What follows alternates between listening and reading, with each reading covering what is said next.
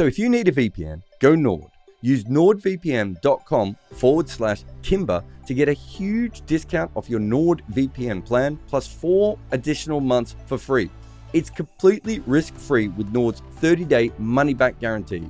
The link is in the show notes. Protect your computer like a cricketer protects its nether region with NordVPN today.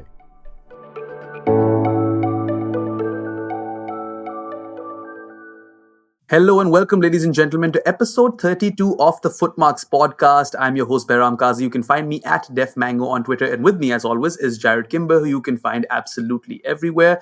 And the topic for today is very nice, Garry, because it's on a tribute to Nathan Lyon. He just recently became the third Australian to reach 500 or cross 500 test wickets, joining Glenn McGrath and Shane Warne. He's also only the 8th ever bowler to have surpassed that mark in the history of Test cricket. And he is nicknamed as the GOAT in Australia. And he's somewhat lived up to that nickname, becoming the most successful off-spinner in the history of the nation, where off-spin is regarded as cricket's rubbish skill, as pointed out by Gideon Haigh. But yeah, featured in 100 straight tests, crossed the 500-wicket barrier. And Jarrod, you mentioned how he grew up in an obscure area called Young, then moved to Canberra to play his cricket, after which he went to Adelaide, where they didn't even put him in the team, and he was a groundsman over there. And then, he basically went on and took Kumar Sangakkara's wicket with his very first ball in Test cricket. He was never supposed to be where he is right now, a 500 Test wicket veteran, but yet here he is, and that is a phenomenal story. Yeah, I think you don't want to get too hung up on the groundsman side of things and everything else, because it wasn't like he'd done it for 7 years and then suddenly became a cricketer. But at the same time, you're talking about someone who grew up in a very small town. I think it's less than 8,000 people last time I checked. I don't know, they might have had a lot of people turn up for Christmas, so maybe it's gone above that. But it's kind of in the middle of nowhere. It's kind of in this vortex between Sydney, Adelaide and Melbourne. Which I suppose you could say where Canberra is as well. And, it doesn't have great facilities. They don't have a long history of great cricketers or anything like that. Although it's a strong cricket area, like a lot of people play it. And yeah, his family has to take him to Canberra. And I don't know how much you know about Canberra cricket, but there's not much to know. They briefly had a professional side and then they got rid of them, is about the most you need to know about Canberra cricket. I know these days they get the odd, international game and everything. So they're not quite being treated like the second-class citizens they were for a long period of time, but they're also not a Shield team, right? So it's not like anyone in New South Wales wants him. A lot of players from that sort of region might also go to South Australia. He didn't go there. He ends up in Canberra.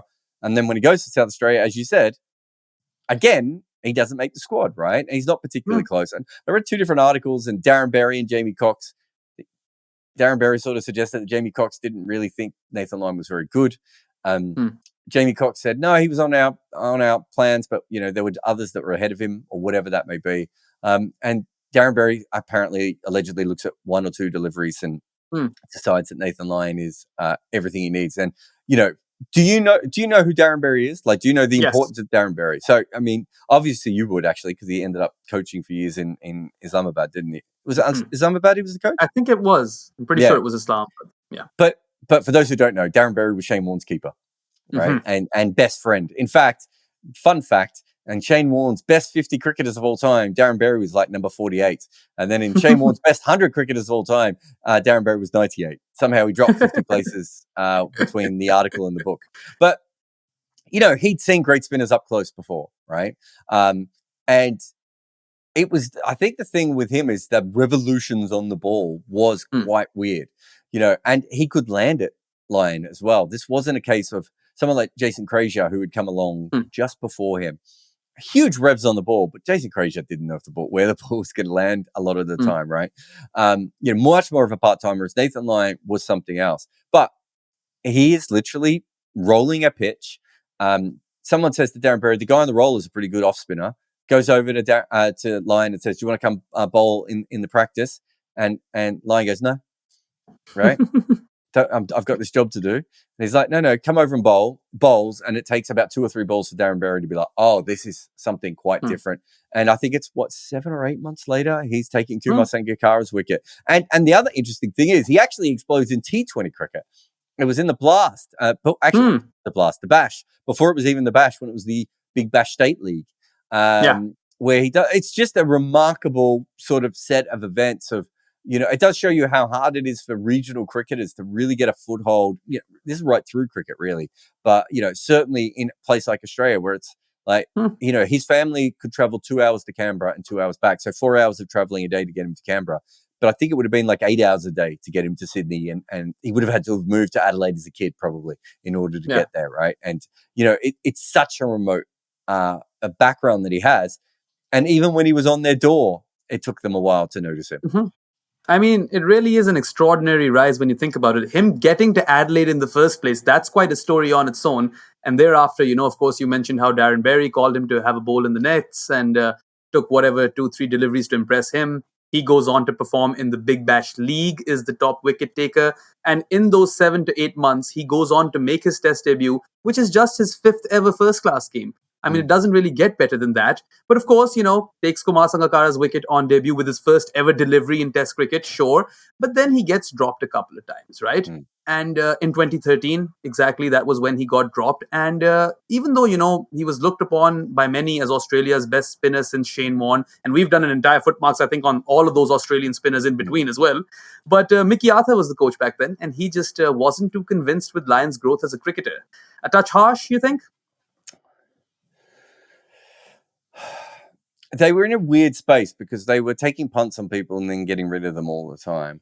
And I think it was kind of before Cricket Australia did a lot of analysis, right? They were very backwards compared to some of the other international teams. South Africa had a much better analysis department than Cricket Australia did. I think if they knew what they should have known, which is they thought that he went missing in 4th innings, right? That was the big thing. In fact, me and Gideon Haig did a podcast about it once together, talking about how Nathan Lyon goes missing in 4th innings. Actually, what happens is he's set up to be much better to bowl in the 1st innings because he bowls overspin. And it's really, until we start to understand that about him, we understand what the issue is. Exactly the same with Asia. He's an overspin bowler who goes to Asia and suddenly struggles because you need to be a side spin bowler in Asia, right? And so everything that Mickey Arthur and Darren Lehmann was saying was correct, but wrong. The problems weren't he hadn't got any smarter. The problems weren't that they used to say he was a robot in the 4th innings. The problems weren't that he went missing or anything like that. The problems were all technical.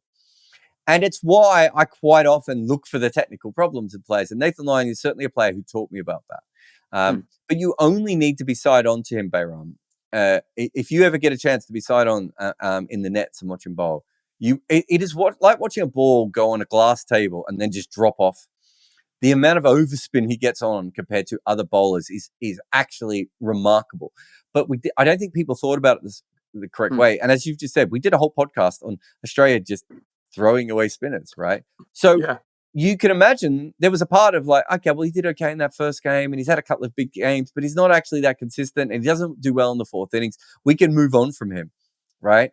And he gets dropped twice in 2013, which is remarkable looking back on it and of where he was. And there was a lot of pressure put on him, whereas actually what he needed was coaching. Yeah, I mean, you mentioned Darren Lehmann. He, of course, took over from Mickey Arthur after Homework Gate. And he was also a close friend of Darren Berry, right? So that's someone who, coached Lyon when he was in Adelaide in South Australia. But then he too was dropped for Ashton Agar. And even as late as 2017, Boof is quoted as to have said that Lyon just wasn't, a good spinner in Asian conditions. And of course, there is some truth to that. You mentioned the overspin thing. And that's why he was more successful in Australia than Asia, or you could say not as successful in Asia. But you have to take that into context, right? How successful he was in Australia. That overspin helped him as well. And his evolution throughout as well, right? Nathan Lyon is a far better spinner in Asian conditions today than he was, let's say, 6 to 7 years ago. So he's upskilled with time, and you've got to give him credit for that. Yeah, and when he's a bowler with a huge natural advantage. He is tall. He's a gangly sort of dude, right? Yeah. And he does get overspin on the ball. And that was a natural advantage that got him into the Australian team 8 months after people realized he could play cricket, right? Yeah.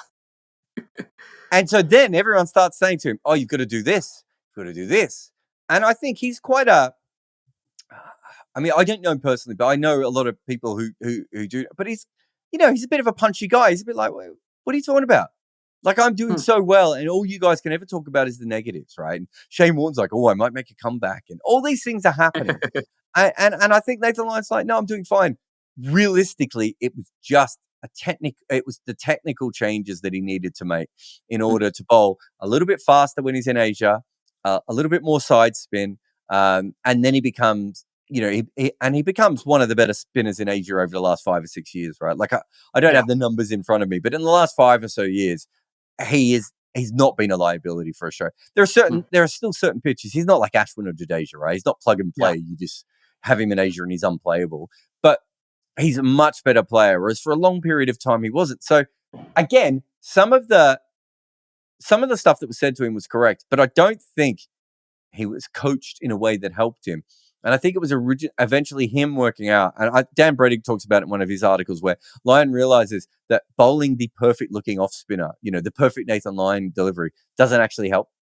What actually helped him become a better cricketer, and he's better in the 4th innings now, and he's better in Asia. So the two things he struggled at is bowling a little bit uglier, dropping his arm a little bit, rushing through his action a little bit, all the things that he had gone away, didn't want to do. He was such a perfect, creation on his own.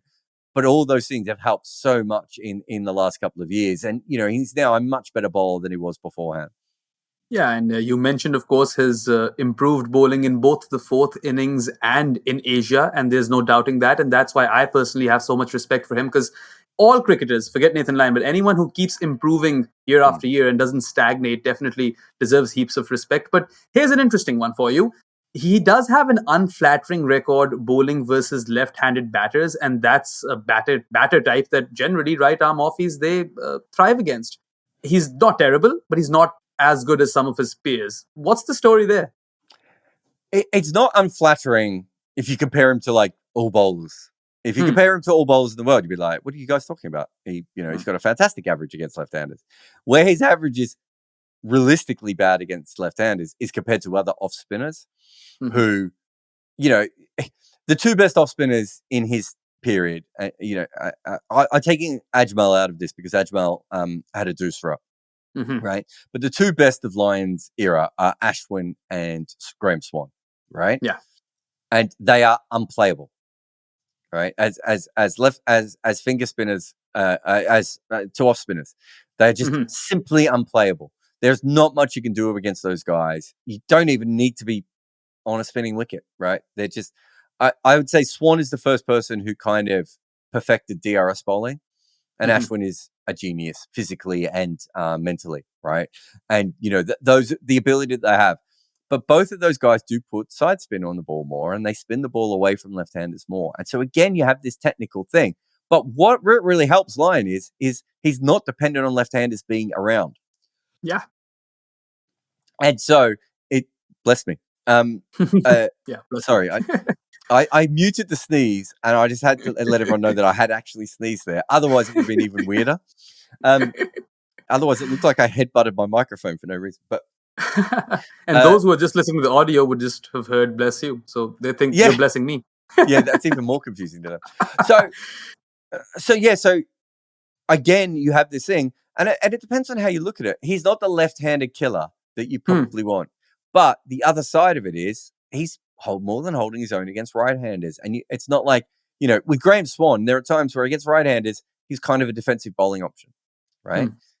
That's never been the case with Lyon. He's genuinely always a threat. So again, it makes him a slightly different kind of off-spinner to the other two major off-spinners of his era.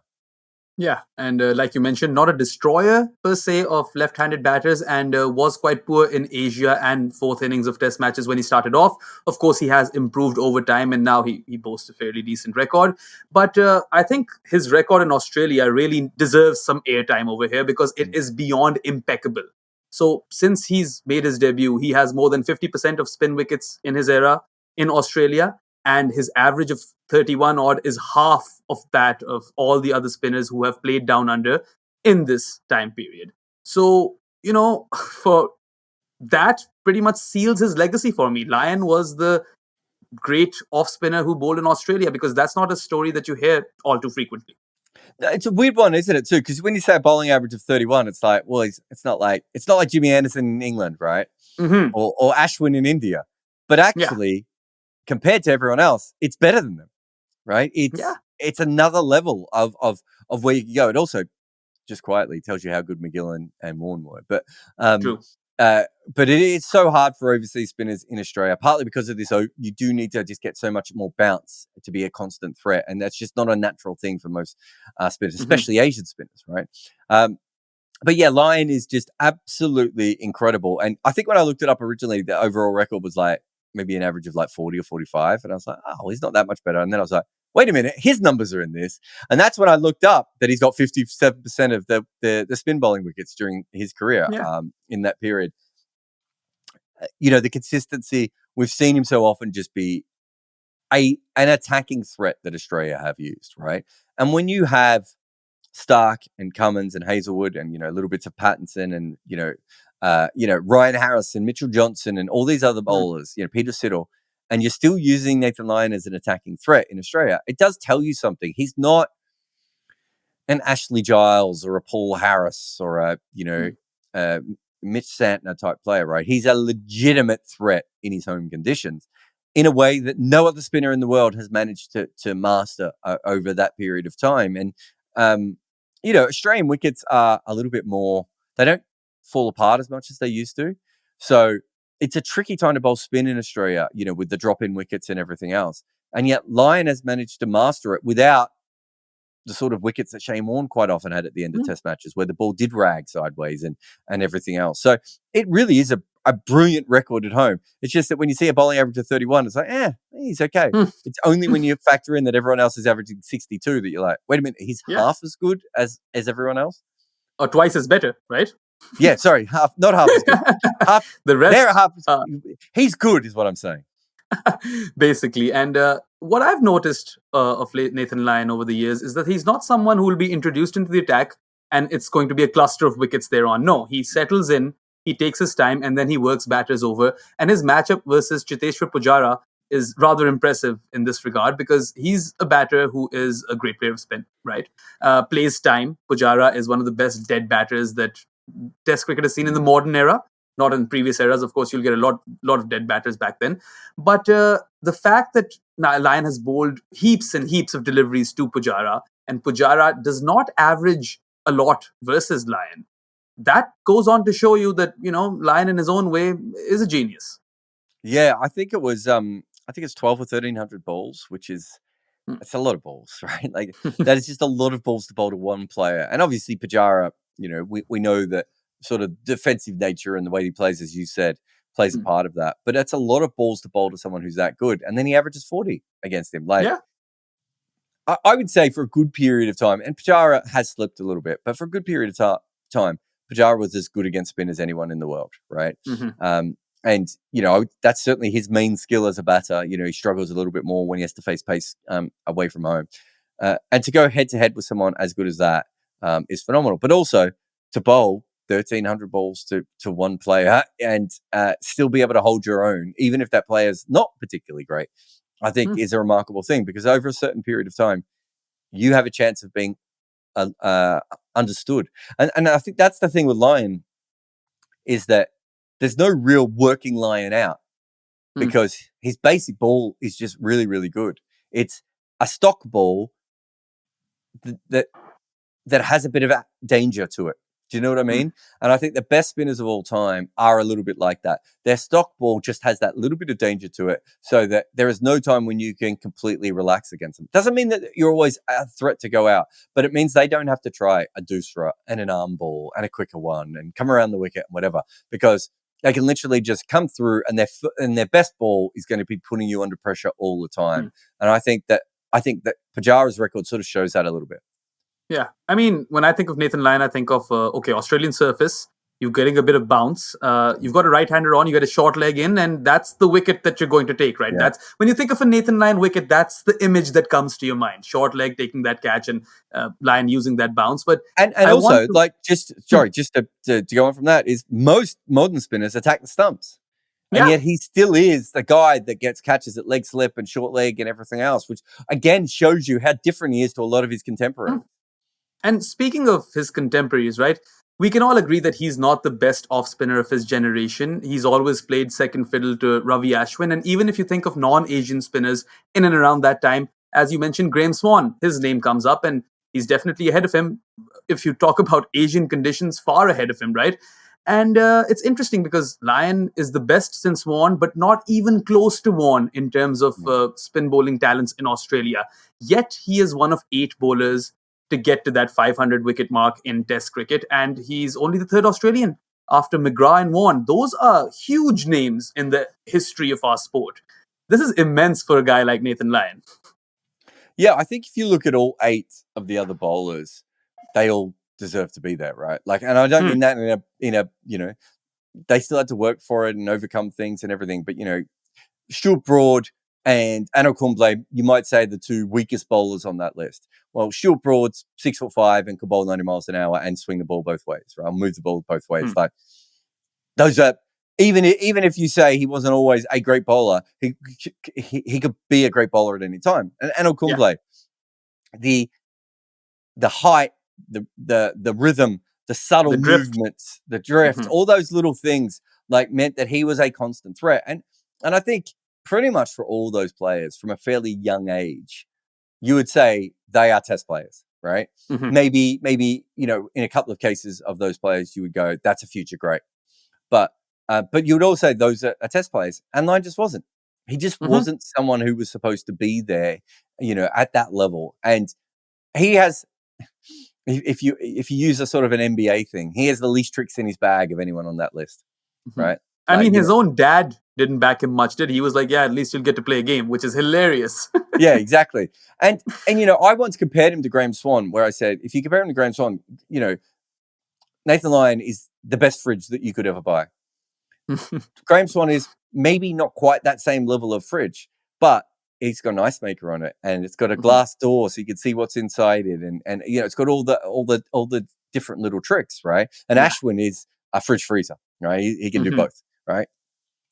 Ashwin is that fridge in which you put in the glass and it puts in the ice for you in crushed or cubed or whatever. And then it pours it into your mouth. That's what Ashwin is. And so, you look at those other 800 guys and you're just like, he's just not like them. He's just, he wasn't, at 17, 18, 19, 20, he was not supposed to be a Test player, let alone someone who was going to have a 10-year career, let alone someone who was going to take 300 wickets. And he has 500 wickets. It's remarkable. Yeah, and like you said, if you look at those 7 other players in that list, Stuart Broad is probably the one that you're like, okay, he seems like a bit of an outlier, but even he was groomed to be a Test specialist, and Broad did well in that regard, particularly in England. Nathan Lyon seems like the absolute outlier over there, and it's funny how his nickname has been the GOAT, greatest of all time, and he got that after he overtook Hugh Trumble's record or Test wicket tally of 141. And originally, people used this nickname to take the piss out of Lyon. Like, it was a joke, right? Like, it was Sir Ravi Jadeja, whatever was happening over there, which is ironic because that also came to become something very true and Jadeja became indispensable for India. But it's not a joke anymore because whatever you say about Nathan Lyon, he has 500 Test wickets. And even if his average is about 10 runs less than Hugh Trumbull, who you were mentioning had a massive impact back in his day, he deserves a lot of credit, and he has his name right up there as one of the Australian legends who've played the sport. Yeah, I saw a TikTok the other day where someone had him as the 9th best Australian player ever, which I thought was an incredible reach. But I don't know where you put him in. So if you compare him to Trumbull was probably one of the best bowlers of his era. I think he took the most wickets during his career period. Obviously, did he take 2 Test hat tricks? Certainly took a Test hat trick. And was a great bowler and arguably the best bowler in the world over a long period of time. Lyon's never been any of those things, right? Lyon's never probably been in the best 2 bowlers that Australia's had at any period he's been in the side. And yet, he might have another 5 years, right? Who knows? Obviously elbows and wrists and, getting old and all these things change and everything else. But if he plays for another 2, 3, 5 years, like where do you actually fit Nathan Lyon into the greatest cricketers in Australia? Because Australia's had so many great cricketers. How do you compare him to Ryan Harris? Yeah. You could never sit me down and convince me that Nathan Lyon is a better cricketer than Ryan Harris. Like, it's not possible, right? Or Mike Hussey, late bloomer, right? Oh, Just Mike came Hussey. into the fold later. Right. But Nathan Lyon, his impact is so much bigger than those guys, right? And over a long period of time. And also, you do have to factor in the fact, the Shane Warne of that, every other kid in the country had been given a ball and told to ball spin at that stage and it hadn't worked, right? So there's so many fascinating parts of it. I don't think you can.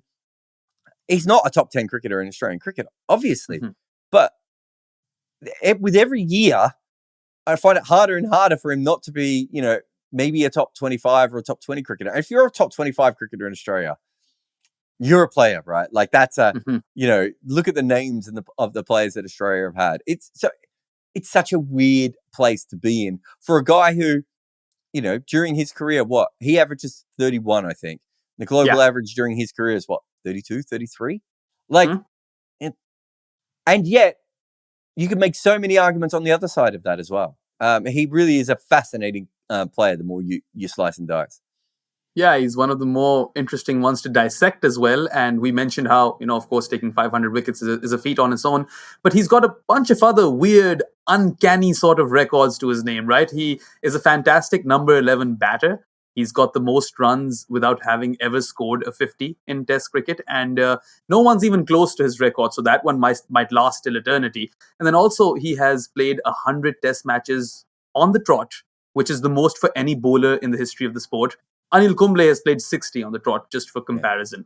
So yeah, it's just he's this cult hero who goes on to make weird records and the crowd gets behind him in a similar sort of way. And then you've got, back in the day, you had Tim Payne shouting out, "Nice Gaza," or "Nice Garry" at the back of the stumps, and that became viral. So he's just that sort of a cricketer. He bowled that over, I think it was at the MCG, where the crowd cheered him on and he took a wicket. And, I just remember that being like a cultural moment, right? Like, and the thing is that Nathan Lyon is much more like the guys outside the field than he is inside the field. When you look at, looks and his, teenage years and how he grew up, right? Like Pat Cummins from the age of 14 was being groomed to be an international superstar. Yeah. Right. And it's all credit to Pat Cummins that he is such a level-headed person and everything else. But he was being groomed to be almost like a statesman. Yeah. Nathan Lyon was a kid from nowhere whose grandmother had to drive him 2 hours so he could bat in the nets in Canberra, right? Like, it's so different. And, he's an odd-looking guy when, you've got Hazelwood, Stark, Cummins, Lyon. Like, he doesn't even look like the other guy. He doesn't fit in any way, right? And again, he's a spin fielder who fields a point. Like, he had made a pretty good career of fielding a point at times. And, he's just you keep clocking off. And, when I found that thing about, like, the most runs with ever not making a 50, like, what a bizarre record that is to have. The best of the shit batters, right? Yeah. Like, and he's got it by, 200 runs or something, clear of the next best player. He's miles clear of anyone else. The weirdness doesn't stop over there, right? You also spoke about his mentors. He's had weird ones all over the board. Like, of course, Shane Warne was never going to happen because, he didn't rate him much. And then there was that whole spat with Mitch Starc as well. Things got ugly over there. But, amongst the people who groomed him and he's looked up to, John Davison, Canada's hero from the 2003 World Cup, who was also Lions' main coach at a certain point. Then there, of course, is Craig Howard, and everyone who's watched your shows or read your work knows about Craig Howard because he was close to Darren Berry. And he helped a young Nathan Lyon as well. Mark Higgs is another. And weirdly enough, Dan Brettig also makes the list because he was writing a lot about Nathan Lyon and kind of gave him that airtime that he, I suppose at this point, very rightly deserved. Well, I suppose the reason I mentioned Brettig in the piece is because you look at John Davison, Mark Higgs, and Craig Howard. So Craig Howard, if you followed my stuff, Craig Howard would almost feel like a celebrity. But like literally, there's about 4 of us who know who Craig Howard is outside of me writing about him, right? John Davison, people kind of remember John Davison, but if they remember him, it's as a Canadian batter, not as a South Australian and Victorian spinner, right? Yeah. And he didn't take many wickets either, right? And Mark Higgs was actually a really good cricketer, Mark Higgs. He got picked in an Australian squad, but never quite made it to Australia. Never quite made the most of his talent, but he was a good professional cricketer. But again, Mark Higgs could be sitting next to you. You could be a cricket fan in Australia for the last 30 years and be sitting next to Mark Higgs on a plane, and you don't know who the hell Mark Higgs is, right?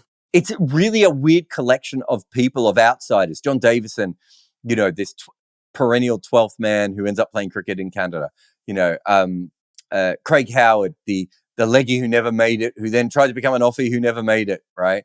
And then Mark Higgs, the sort of fringe player for New South Wales and South Australia, who ends up playing cricket in Canberra. It's like Nathan Lyon has kind of combined all three of their careers together in his career. And it's not, it could have been Peter Taylor or Tim May or Gavin Robertson, Colin Miller. Australia has off spinners, right? Ashley Mallett would have been around when Nathan Lyon was coming through.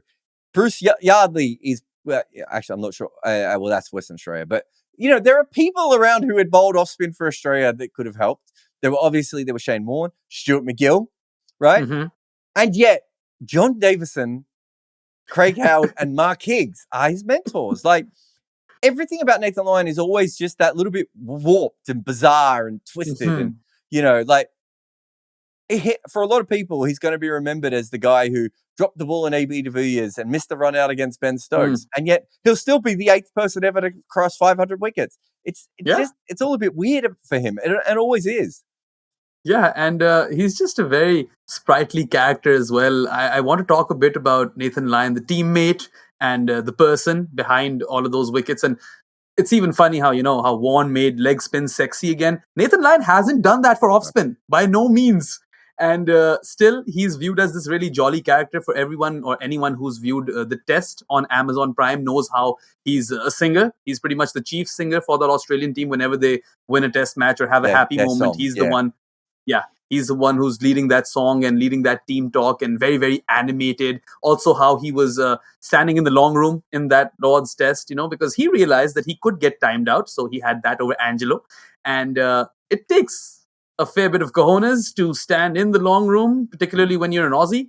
And he waited his turn so he didn't have to hobble off from the pavilion onto the ground. And he batted very, very, gritty performance and really toughs it out. He is that fighter sort of character on the field as well. Yeah. And he's just probably one of those guys that Pat Cummins loves to have as a resource. Just to have him around must be great. Yeah, I think he's mostly been a very popular teammate. There was one, I can't remember, there was one player I think there was some issues with, but I think mostly he's been a very popular teammate. He had kind of a weird divorce where I think his wife started writing blogs about him when they were divorcing. But again, it's very Nathan Lyon, a very it's not like it made front page news or anything. Do you know what I mean? Like, or anything like that. Like the way that Warney having a smoke would make front page news. Yeah. No chance Nathan Lyon will ever get to date Liz Taylor or anything like that. Or Liz Hurley, sorry. Or Liz Taylor, probably. Yeah. None of the Liz's. Liz Cambage, none of them. But yeah, I think from that point of view, he's just perpetually kind of not a star, but at that level, obviously, when it comes to performance.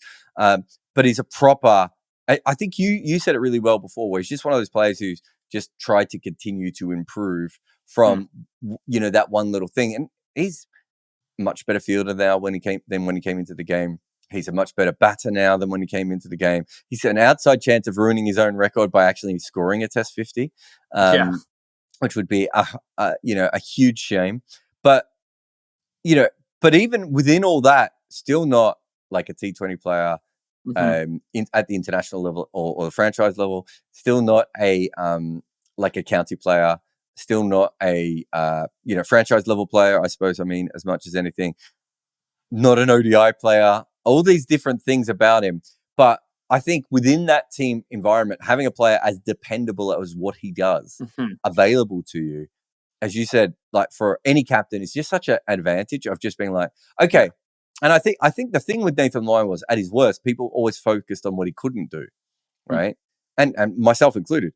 Whereas at his best, it's just like, okay, well, we just wind this clock up And then we'll come back later and we'll worry about everyone else who has wild up and downs. He doesn't really have wild up and downs. He's going to take wickets sometimes and not take wickets other times, but he's going to bowl pretty much as good all the time.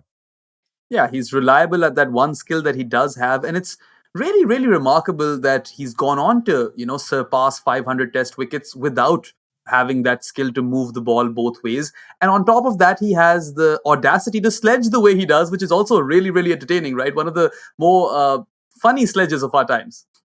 Yeah, he's certainly someone who is, I suppose the best way of putting it is he's in the fight, right? He's a cricketer who's in the fight all the time. And, he's a player who, he's not a star on an individual basis.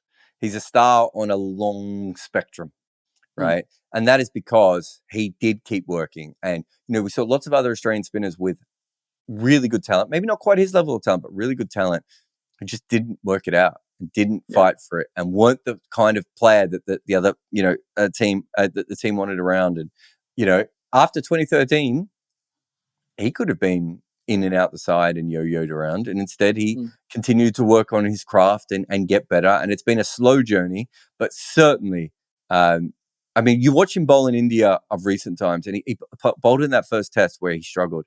And the second test, he just worked it out. And those are the things you weren't seeing early on in his career. And, he's always had the mentality. He hasn't always had the technical skills. And now he really has a combination of both. And that's generally when spinners are at their best, is when their body still allows them to do the magical thing they can do, but they also have the brains to be able to back that up. And he's entering a really interesting part in his career. And he never gets injured, right? So the fact that he even got injured recently is remarkable on his own. And so, as I said before, he's 36, but could he not play till he's 38, 39, 40? I don't know, right? Maybe he'll have a sharp decline, but the Todd Murphy, we haven't talked about the Todd Murphy-ness of the whole situation, does mean that, things could change really, really quickly. But the truth is that Nathan Lyon has held off a lot of spinners who were quite often seen to be better athletes or better cricketers or better spinners in Asia or, whatever that may be. And Nathan Lyon just is better than them as an all-round package rather than being better than them at any particular thing. Yeah, and reliability is probably his best trait, I would say, which is why he's continued on for as long as he has. And speaking of going into the future and how long he could potentially play, you mentioned he hasn't gotten injured a lot, right? He's very, very popular, both now amongst the fans and in the team. He seems to be a team man. And that he can do a job. So if he goes on to play, let's say 4 more years, Australia hypothetically play 40 tests and he plays 38 of them, let's say, right? Maybe age catches up and he misses 2. In those 38 tests, if he overtakes Pidge and let's say he overtakes Kumble, right? That's going to be just the weirdest thing that's ever happened in cricket. Well, I don't have it in front of me, and I probably should put it in. So one of the things I'm always fascinated by is how often you look and Nathan Lyon is the leading wicket taker that year. And look, this is a number that's usually dominated by English cricketers and spinners, right? Because they're the ones who bowl the most overs. Yeah. But you do look at him by year, and I'll just have a look at this here. He's taken more than 40 wickets 1, 2, 3, 4, 5, 6, 7, 8 years. So you just said if he plays another 4 years, right? Let's say he has 2 more years where he takes more than 40 wickets and 2 more years where he takes more than 30 wickets, right? Now add on that to 500. Yeah. And you see what we're saying, right? Yeah. That's a huge number. We're not that far off, the big fellas up at the top at that point, are we? Yeah, at that point you're saying Murli, Shane Warne, Jimmy Anderson, Nathan Lyon, and that is as bizarre a statement as I've ever heard. and I know a lot of people will say things like, "We plays a lot of cricket with Australia," and he certainly does, and it's a big 3 nation. Again, he certainly does. But if you go back in the 1970s, we had an off spinner in the West Indies who also took 300 wickets at a time when that wasn't really a thing that spinners did. But Lance Gibbs did that, and the truth is that Lance Gibbs is not talked about anymore. Right? Yeah. Some of that was wiped away by West Indian fast bowlers that came straight after him. But there is a precedent for an off spinner just getting picked at a fairly young age, being really good at what he did. And, Lance Gibbs and Nathan Lyon, really, really good at what they did. Neither of them were ever like dominant bowlers that that everyone was like, oh, I have to get if I don't see this guy bowl, I won't, I won't forgive myself. Like Lance Gibbs was a fairly defensive bowler. His bowling average is 29, right? But he takes 300 wickets with that. Nathan Lyon is the modern day Lance Gibbs in that sort of way of just really, really good at a thing that, let's be honest, most of us find absolutely boring, right? Like standard off spin is kind of boring. Ashwin's made it cool over the last couple of years, but that's only because Ashwin is like a freak of nature and mentally and physically. Yeah. Most off spinners, like I enjoyed watching Graham Swan bowl, but you know what I would have preferred more? A leg spinner, right? Like what would I have preferred more? A left arm fast bowler. Like, let's be honest, off spin is off spin. And it's hard to feel that sexy about it. But as you said, if he ends up as the fourth leading wicket taker of all time, which I don't think either of us think it's odds on to happen, but it's a possibility, then, that's a lot of wickets, man. I don't know what to do with that amount of wickets at that point. I mean, I'm pretty sure we'll be recording another podcast and that'll be something. Yeah, but I think when it comes to off spin, if you don't have a doosra, it's just not sexy, to your point. Like when you think of off spin or the best that they've ever played, you think of Murli, you'll think of maybe Saklan will be in there. And, Ajmal for a while was really, really threatening. Harbhajan was good in patches, even though he went on, to have a very long career. But I think peak Harbhajan wasn't as frequent and a sight as people probably think. But it's interesting how Nathan Lyon, at least for kids of this generation, will be a name that they remember, but maybe their kids will never know about him. Maybe like Lance Gibbs, similarly. And if he gets to number 4 in that wicket tally, then maybe their kids and their kids and their kids will know about Nathan Lyon. Who knows? But anyway, before we end this podcast, of course, the title is very nice, Garry. So we have to talk about the nickname. And it's pretty much as random as his entire career because he's named after an Aussie rules player whose surname was Lyon as well. Garry Lyon. So that's why his name is Garry. No other reason. And it could have been anything. Could have been Simba, right? Yeah, I mean, could have been Tiger, an ironic version of Lion. It's a really suburban name, especially in Australia, to be named after an Aussie rules footballer, right? Like, could have been Thundercat after Lionel. I like that. Not enough Thundercat references on the show. But it's a really country suburban type of nickname that usually you would probably outgrow as you get older, and he hasn't. Like, it's really, really stuck with him. Garry Lyon is not like a mega famous footballer. He's not unfamous, don't get me wrong, but like he's not like Australia's Gary Lineker, right? But he did have a career. He was a decent footballer for Melbourne, but mostly injured. So half the time he was coming back from injury. And then he went on to have a fairly good career in the media. But again, he's not like the most famous person in the media. It's just, and his name's Lyon. There's like 100 nickname options out there. And they've somehow gone with this footballer who I would have thought Garry Lyon, wait, let me see. I think I had this up here before.